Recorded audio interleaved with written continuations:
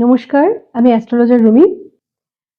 প্রায় মানুষকে বলতে শুনেছি যে যারা নাকি নেশায় আসক্ত এবং বিভিন্ন ধরনের বাজে অভ্যাস যাদের মধ্যে রয়েছে, যারা বললেও কথা শোনে না।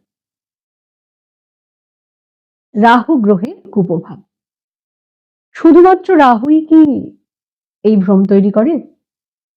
নাকি আরো কোনো গ্রহের খারাপ প্রভাবের ফলে এই জিনিসগুলো আমাদের জীবনে ঘটে?